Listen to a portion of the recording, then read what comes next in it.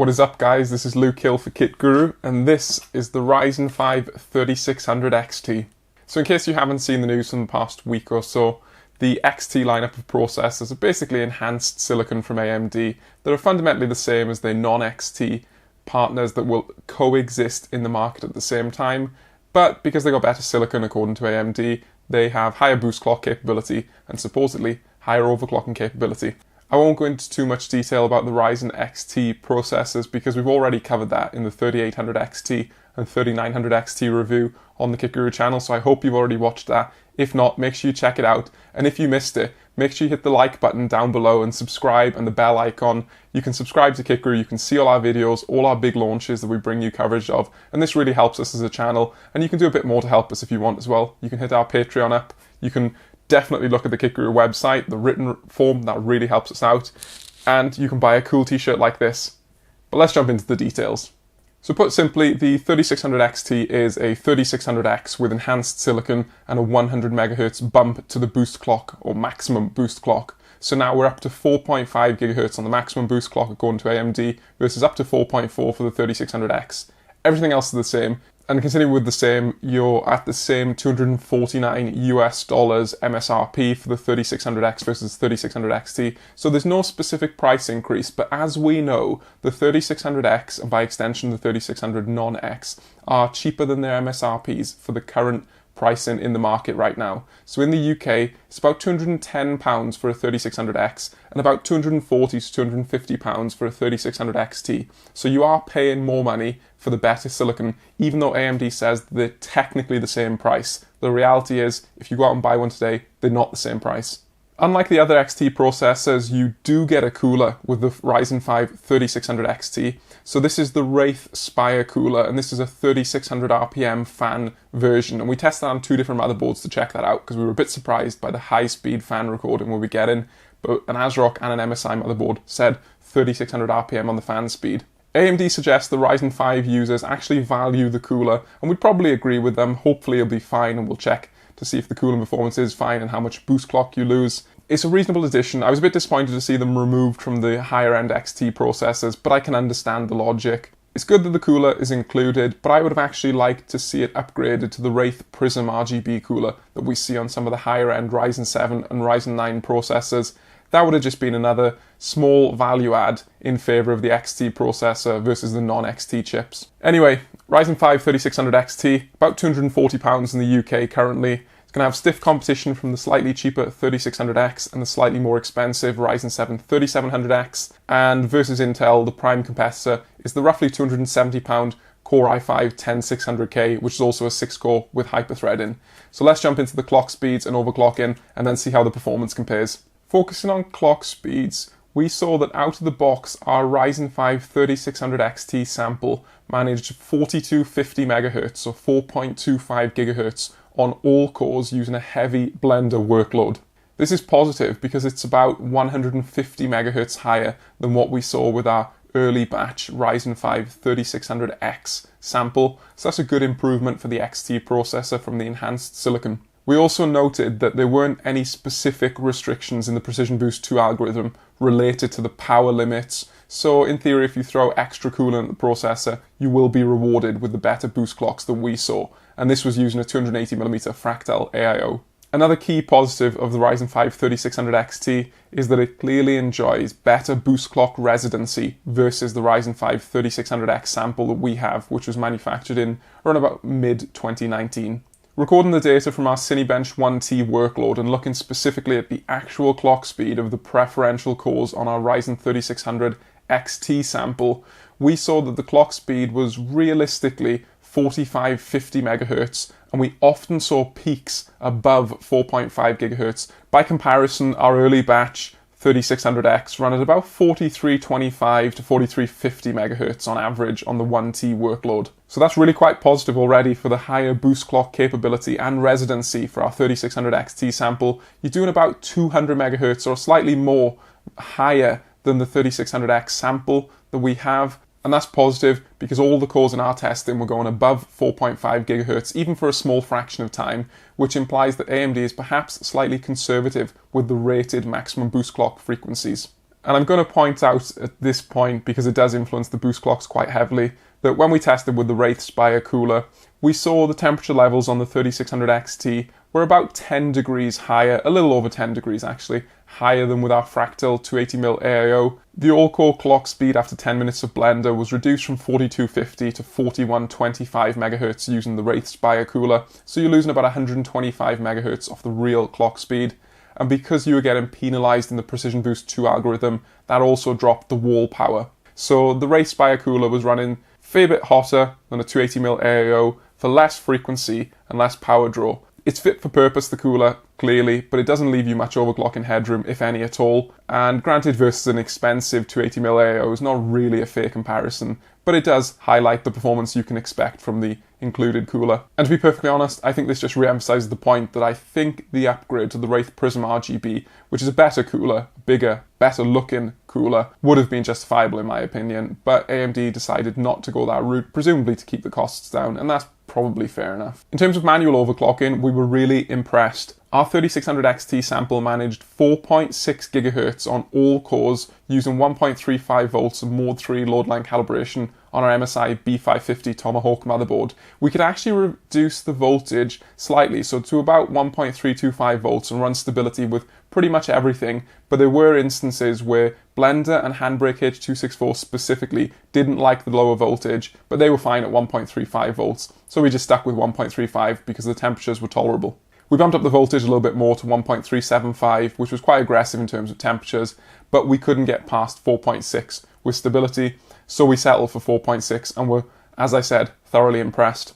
This is about 200 to 300 MHz higher than what we typically expect from non-XT Ryzen 5 processors, so a pretty reasonable boost in capability for the clock speed, and it matches what we managed on our Ryzen 7 3800 XT processor, implying that there's no realistic drop-off in the silicon quality going for the Ryzen 5 versus the Ryzen 7, on the face of it of course. Clearly temperatures were getting hot, especially when running Ada, so you will need good cooling if you want to push the overclock. I wouldn't recommend doing it with the included Wraith cooler because it's just not going to handle it. The importance of this 4.6 GHz overclock is quite critical actually, because 4.6 on all core is consistently higher than any of the operating modes for the stock CPU out of the box. We saw a realistic 45-50 MHz for out of the box maximum boost frequencies and about 42-50 MHz for all core, but now we got 4.6 all core, 4.6 single core and lightly threaded workloads. That's an improvement across the board, and that's really important because there's no real downside to running it overclocked if you can handle the temperatures and are happy with the slight change in power consumption and perhaps longevity. And we also took a quick look at the Infinity Fabric overclocking capability. We managed 1900 MHz with stability through Cinebench R20 and some other tests, and this seemed perfectly fine. The performance improvement is obviously very slim because you're only increasing from 1800 to 1900, but our sample was capable of 1900 MHz, which is clearly a positive. We used two different motherboards for testing. Stock testing and primary testing is done on the Asus X570E Gaming, and this is because it's a premium motherboard that is likely paired with XT processors. And then we switched to the MSI B550 Tomahawk to cross-check our data and to run the overclocking tests because it's a bit easier to work with for the load line calibration and the VRM temperature readings. CPU cooling is handled by a Fractal Celsius Plus S28 Prisma 280mm AIO, and we run at full fan speed and full pump speed. Memory is a 2x16GB kit of Corsair Vengeance LPX DDR4, and that runs at 3600 MHz with 16, 18, 18, 36 timings. Graphics horsepower comes from the beastly Gigabyte Aorus RTX 2080 Ti Extreme, and we use a custom fan speed curve to minimize thermal throttling. The power supply is the Seasonic Prime TX1000 1kW titanium rated unit, and then for SSDs we're using a WD Black SN750 and also a Gigabyte Aorus PCIe Gen 4 2TB drive for game storage. For the Intel testing we're using identical hardware, but obviously we switched the motherboard to an MSI Meg Z490 Ace, and that's using the latest consumer BIOS, not a specific reviewer or beta BIOS. And we test the Intel processors in their power duration unlimited state that is automatically applied when you typically set XMP with the memory. For more details on the test procedures, the test hardware, the components that we run with, all the software, etc., head on over to the KitGuru website and make sure you check out our other content pieces. So the Ryzen 7 3800 XT and 3900 XT reviews, and also Leo's recent Intel 10th Gen reviews.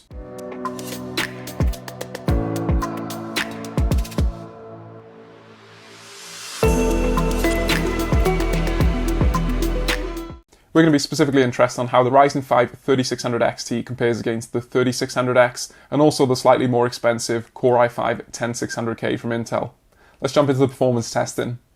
Cinebench R20 all-core testing sees the higher boost clocks for the 3600 XT deliver a performance gain of 4% over the 3600X.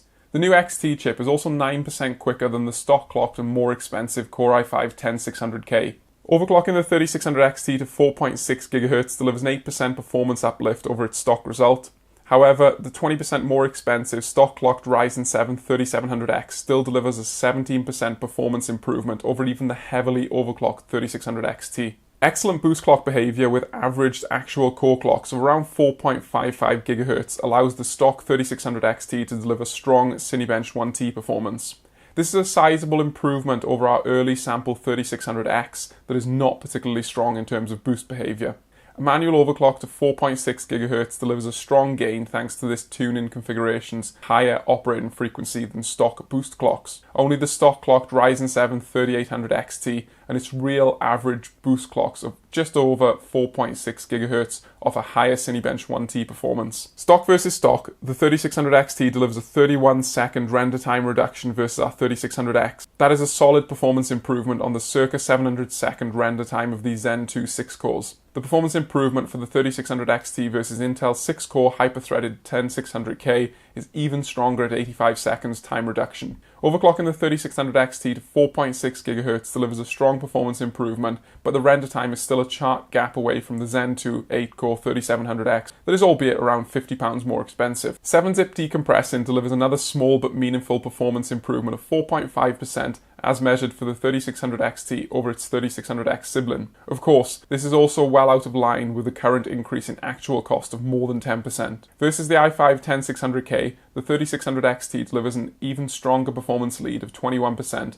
albeit in this test that is favourable for Zen 2. Overclocking the 3600 XT to 4.6 GHz increases performance by 8.5%. That closes the gap to Intel's vastly more expensive stock 10700K, but does little to challenge the strong Ryzen 7 3700X. The same 4.5% performance gain for the 3600 XT over the 3600X is observed in 7-zip's compressing test. Intel's competing Core i5 10600K fares a little better in this compressing test, but the Ryzen 5 3600 XT is still 7% higher performance. Overclocking to 4.6 GHz this time delivers a small gain for the Ryzen 5 3600 XT processor. The roughly 20% more expensive 8-core 3700X is a little over 20% higher performance. The new 3600 XT delivers a performance increase of 1.4 FPS or just under 3% versus the 3600X in our Handbrake H264 test. Versus the Core i5 10600K, AMD's Ryzen 5 3600 XT is 4.3 FPS or 9% faster. Overclocking the Ryzen 5 3600 XT to 4.6 GHz delivers a strong performance increase of 8% over stock. Yet again though,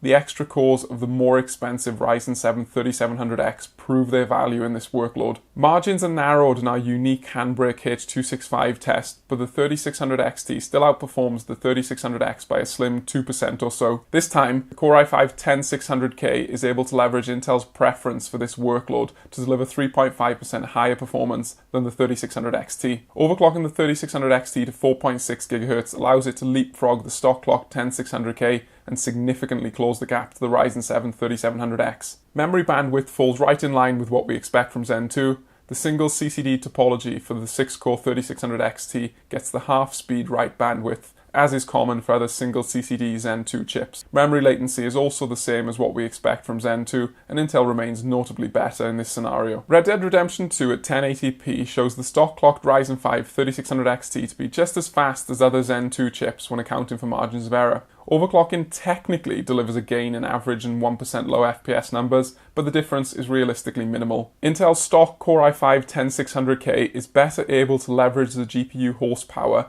and delivers numbers closer to its Comet Lake siblings at around 10 to 15 FPS higher than the 3600 XT. If you're a high refresh rate 1080p gamer, that frame rate improvement from the 10600K versus the 3600 XT may be of importance to you. With the resolution increase to 1440p, the Ryzen 5 3600 XT continues to show strong performance that is comparable to even the higher core count Zen 2 chips. Overclocking to the lofty 4.6 GHz frequency also delivers a small but repeatable gain in performance. Once again, the Core i5-10600K is faster, but this time the margin of improvement is closer to around 6 FPS and may therefore be of slightly less importance even to high refresh rate gamers.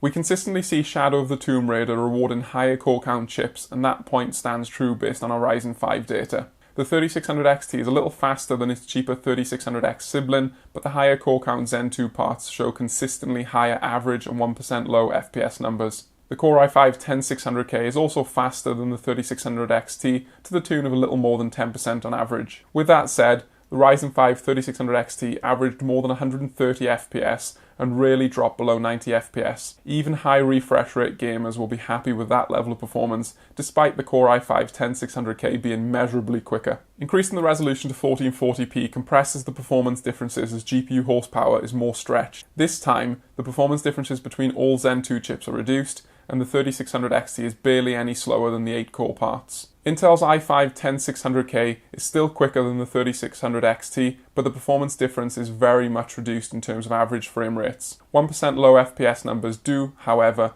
maintain this strong lead for the 10600K versus the 3600 XT. The Ryzen 5 3600 XT performs well in the Division 2 at 1080p and realistically offers identical performance to the other Zen 2 chips. Intel's Core i5-10600K is once again faster than the 3600 XT, but 153 FPS versus 147 FPS is not that important of a frame rate differential. High refresh rate gamers will be very happy either way. We see very similar behaviour at 1440p, whereby the graphics card is stressed more heavily. There is no real performance difference between the Ryzen 5 3600 XT and any of its competition at this stage. AMD's new 6-core Zen 2 part happily runs at above 100 FPS on average. All-core load power draw for the Ryzen 5 3600 XT is just over 10 watts higher than that of the Ryzen 5 3600X and the Ryzen 7 3700X. This highlights the bias for multi-threadedness as opposed to aggressive voltages to deliver higher frequencies when examining the superb efficiency of AMD's Zen 2 architecture built on the TSMC 7nm process node. Put simply, the Ryzen 5 3600 XT may be better silicon than the 3600X with better frequency capability, but it still needs higher voltage and power draw levels to drive those enhanced clock speeds. The new XT 6-core demanded less power than Intel's Core i5-10600K in its power duration unlimited mode, despite the AMD chip rendering higher performance.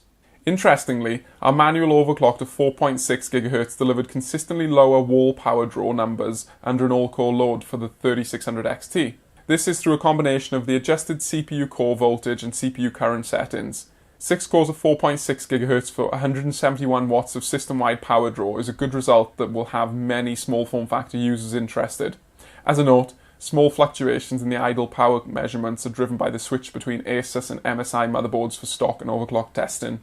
Despite Cinebench performance per watt data being biased towards higher core count processors, the Ryzen 5 3600 XT shows reasonable energy efficiency, especially when overclocked. AMD is able to deliver solid all-core rendering performance from 6 cores and does so without using an unnecessary amount of power. Compared to the Core i5-10600K, the Ryzen 5 3600 XT is more efficient at both stock and overclocked frequencies. But stock versus stock, the standard 3600X is marginally more efficient than the 3600 XT, thanks to the former's reduced operating voltage through lower clock speeds. Even with a 280mm AIO doing the cooling work, the Ryzen 5 3600 XT runs pretty hot at stock clock speeds. Yet again, we see AMD's drive for enhanced frequencies on the XT chip deliver the downside of higher operating temperatures than the slower non-XT comparison. With that said, less than 75 degrees Celsius on a strong CPU cooler under heavy load with 4.25 GHz all-core frequency is manageable, even if Intel's 10th gen cooling configuration appears to be superior. Overclocking with higher CPU core voltage delivers an increase in the running temperature, but the levels are still manageable with a dual-fan AIO cooler. Running ADA stress tests when overclocked will, however, push temperatures to the region of 90 degrees Celsius quickly, but this is an unrealistic synthetic stress test scenario. Performance per pound results for the Ryzen 5 3600 XT are good, with the 6-core chip closely competing against AMD's 8-core Ryzen 7 3700X. Stock versus stock, the 3600 XT cannot come anywhere near the value of the standard 3600X, and the cheaper 3600 non-X is even better value again. Overclocking the 3600 XT to 4.6 GHz delivers a strong value bump and puts it at the top of the chart alongside the stock 3600X. Of course, the cheaper 3600X could also be overclocked to extract more value from its result though. To put it simply, the the Ryzen 5 3600 XT is a little faster out of the box, stock versus stock, compared to the Ryzen 5 3600X, and that's because the better silicon delivers higher boost clock residency and actually higher boost clocks in general for 1T, for lightly threaded workloads, and also for all-core workloads. We also saw a significant improvement in the overclocking capability that ties in with what we've seen from the other XT parts. 4.6 GHz on all-core was manageable from a thermal perspective and a stability perspective, and that's really positive because there's no downside to run at 4.6 GHz provided it's stable. In terms of performance, stock versus stock, we generally saw roughly a single-digit percentage increase versus the Ryzen 5 3600X, thanks to the 3600XT's higher boost clocks. Compared to the Ryzen 7 3700X, however, the 3600XT did consistently lose in the productivity tests because the 3700X simply has 33% or 2 more cores to use. That's important because it takes us onto the value perspective of the Ryzen 5 3600XT. Versus the 3600X, at about £30 more expensive currently in the UK, the 3600XT is actually quite difficult to justify. You're talking a price increase of about 14% based on current availability, and you do not get anywhere near a 14% performance increase for the 3600X versus 3600XT. And the difficult point there is because you've already made a commitment to spend about £70 more than the 3600 non-X, which we know is close in performance to the 3600X that we tested. So if you already made that commitment to spend £70 more, perhaps it's quite easy to then justify another £50 to £60 extra to go up to another 2 cores of the Ryzen 7 3700X. Now I know that's still a lot of money, but the jump to go from 3600 XT to 3700X is a smaller price than the jump to go from 3600 to 3600 XT, and that makes 3600 XT quite difficult from a value proposition given the performance it offers. But if we're comparing versus the Core i5 10600K from a value perspective, then the 3600 XT is generally the better chip if you're mostly interested in productivity and compute type workloads. If you're interested purely in gaming, the 10600K is the better CPU, and if you want to balance between both, then I'd say the Ryzen 5 3600 XT is the better chip because you've got the low cost but superior AM4 platform there. And then the other justification for the Ryzen 5 3600 XT is if you're really into overclocking. We hit 4.6 with ease, as we've already said. The Infinity Fabric overclocking was strong. So from an actual manual overclocking perspective, if you're going to run like that 24/7, it is a really good chip and it's fun to overclock. So we think there's strong value to people who do demand higher frequencies from their Zen 2 parts. So if we summarize, the Ryzen 5 3600 XT is a good chip. The improved boost clocks versus the 3600X are impressive. The overclocking capability is really good, and we think that is one justification for going for the less than ideal value from a monetary perspective of the 3600 XT. 4.6 on all-core is really impressive from Zen 2. If you look at the Intel competitor, then the Ryzen 5 3600 XT also looks like reasonable value on the AM4 platform. It is really difficult to justify the extra costs versus the Ryzen 5 3600X. But if you're an older Ryzen 1000 or Ryzen 2000 user looking to upgrade, then we can see the value of the better silicon and hopefully the better overclocking capability being a real positive perspective for the Ryzen 5 3600 XT, even though the monetary value is quite difficult to justify. Good addition to the market. Happy to see AMD giving users more choice. The MSRP is technically the same as the 3600X, so we can hope that the price gap between them closes in the coming weeks and months. Right now though, it's good to see Zen running pretty high frequencies on 6 cores, even if the value is not ideal at the moment. So I've been Luke Hill for KitGuru. Thank you for watching. I hope you enjoyed this review. Make sure you let us know what you think about the Ryzen 5 3600 XT in the comment section down below. Would you pay the premium for the better out-of-the-box boost clocks? Are you going to be using the Wraith cooler? Are you going to be paying because you want 4.5, 4.6 GHz on all-core because you've got enhanced silicon? Or would you just go for the cheaper Ryzen 5 3600X or 3600 non-X? Let us know in the comment section down below. If you like this video, give us a like, subscribe, hit the bell icon, do all that stuff, it really helps us out. Make sure you check out the full written review on the KitGuru main website, that really helps us out and it gives you more detail. And check out some of our other video reviews so that you get a full picture of the current CPU market. If you want to help us even more, check out our Patreon page and buy a cool t-shirt like this. You're going to look slick. I'll see you in the next one.